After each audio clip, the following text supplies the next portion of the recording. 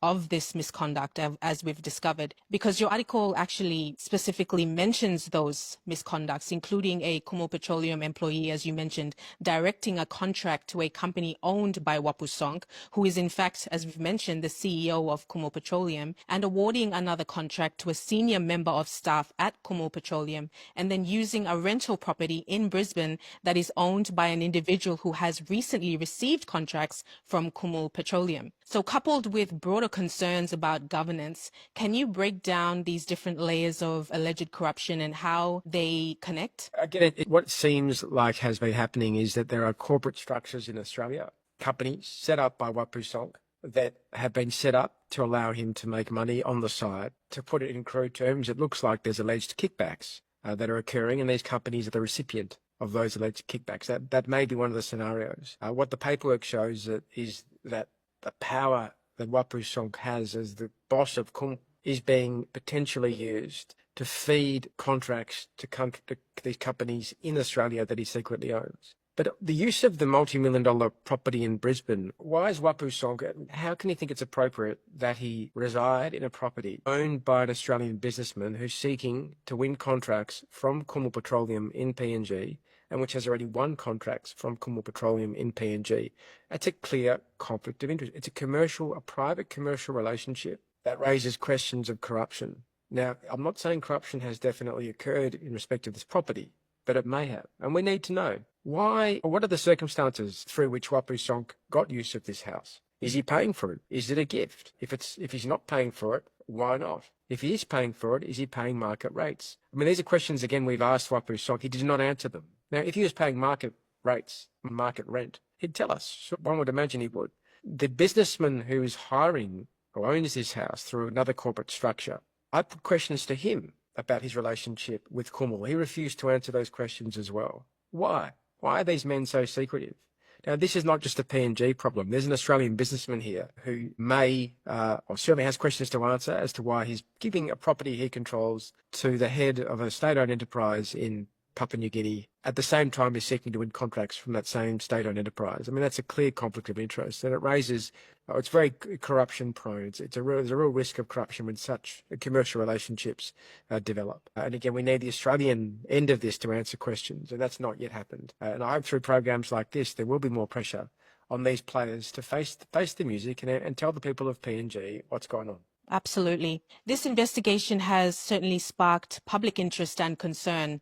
And as you mentioned, we have to start somewhere. We have to talk about it. Why should this story matter to Papua New Guineans and Australians too? What are the broader consequences when state-owned companies operate in secrecy or without independent oversight, particularly across borders? I mean, ultimately, the people of PNG, especially those suffering in poverty, deserve good hospitals or better hospitals and better healthcare. They deserve better roads. They deserve better education. Kumul Petroleum is ultimately there to improve those outcomes for the people of PNG. When deals like this are struck, it's the ultimate form of crony capitalism. It is rich people getting richer at the expense of poor people who are getting poorer. That's why it's so egregious. That's why it's so disgusting. Now, it's a real privilege that Wapu Sonk has when he is given his title as the CEO, Managing Director of Kumul Petroleum. It's his job to guard the money this entity makes and its power and its influence in PNG for the benefit of the people of Papua New Guinea, not for the benefit of himself. And at the heart of this scandal is the question as to whether these resources, this money, this influence has been abused by one man or several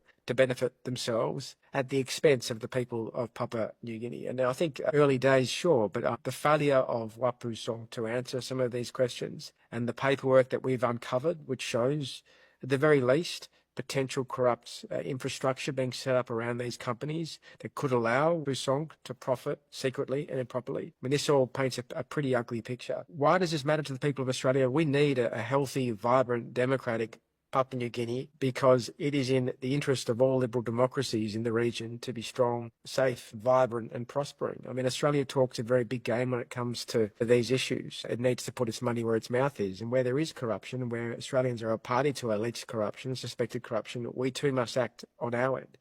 The elephant in the room in all this is China. We know China's trying to seed influence across the Pacific. We know a country like Papua New Guinea is a place of great influence contest between Australia and America on the one hand and China on the other. China is throwing around money and influence in Papua New Guinea in unhealthy ways too.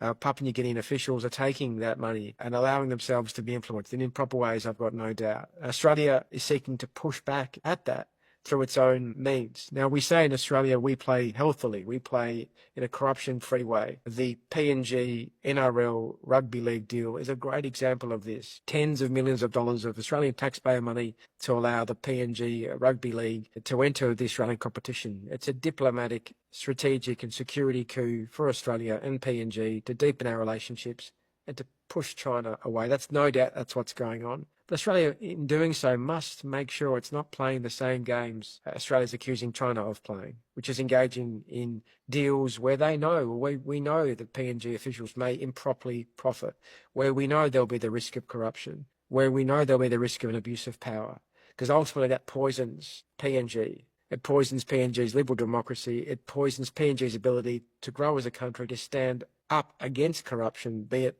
coming from China, be it coming from Australia, or be it involving PNG politicians themselves. Well said. The Prime Minister of Papua New Guinea, Honourable James Marape, has stated that he has personally written to the Sydney Morning Herald requesting findings from your investigation. Can you confirm that you have received that correspondence, and will you provide the information requested? Yeah, but just an hour ago I received an email from the Prime Minister's advisor. I will certainly help. We'll provide the documentation that's been requested. Of course, I'm not a policing agency. I don't have the powers to go and find money trails and check bank accounts. Only the PNG authorities and the Australian authorities can do that. So we can provide some information, but it would be a grave mistake if the PNG government and authorities are simply relying on an Australian journalist to do this investigation, because we can take it so far. Then it's over to you. It's over to the authorities to use their powers to really lift under those rocks that we can't lift under.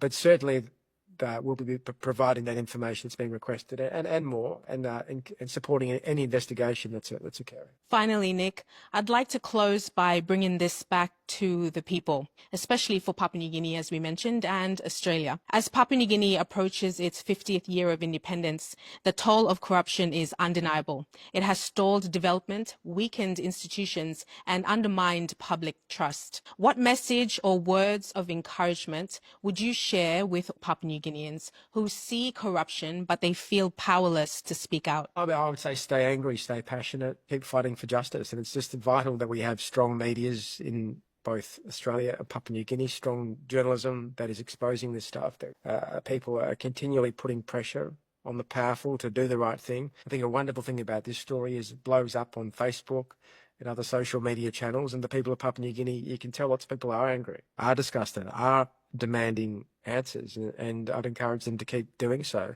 I myself, as an Australian journalist, I'm passionate about holding the Australians to account who are ripping off PNG, and I will endeavour to keep doing that. And we do that in solidarity with PNG journalists and with the people of PNG who are as concerned at this behaviour as we are. Thank you, Nick. We stand with you on that in the fight against corruption, both in Papua New Guinea and Australia.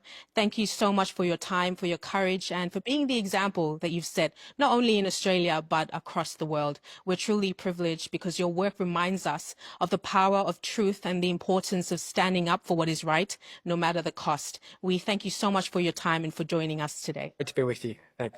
To our viewers, as Nick reminded us, his job is done. He investigated and he uncovered what he clearly identified as corruption. And he did what any committed journalist should do. He reported the facts and brought them to the public's attention. Nick told us that just an hour before speaking to us, he received an email from the Office of the Prime Minister of Papua New Guinea, formally requesting the evidence and information from his investigation. And he made it clear he will cooperate fully and provide them with the material that they have asked for.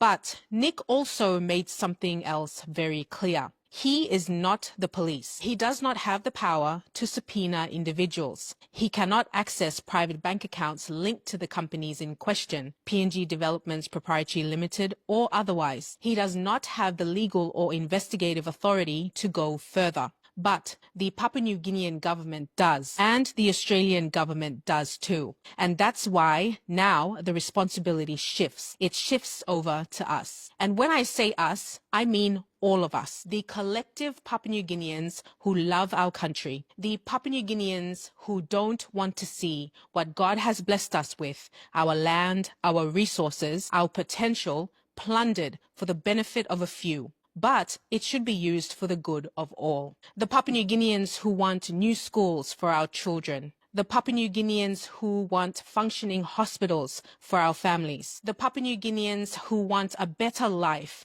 not just for ourselves, but for our children and for generations to come. So what now?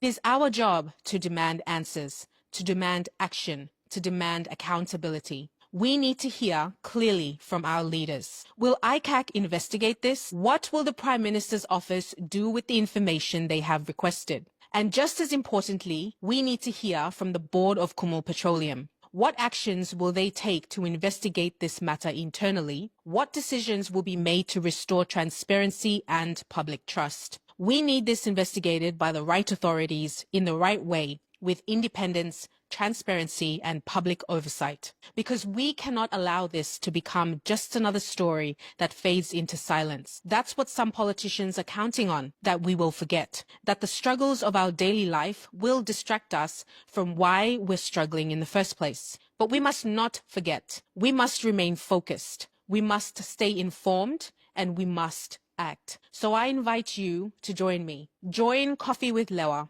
Join the movement of right-thinking Papua New Guineans who love this country deeply. Together, let's hold our government accountable, because accountability is not just their duty, it is our right. To our viewers, it's your turn now. Let's take this conversation to the comment section. Let us know your thoughts. We want to hear from you. How do we hold our leaders accountable and ensure that this story does not fade away without action? If you found this conversation meaningful and you want to see more, don't forget to like the video, subscribe to our channel, and share this with your family and your friends to keep this dialogue flowing. We appreciate you and we thank you for being here. We'll see you on the next one right here on Coffee with Lewa.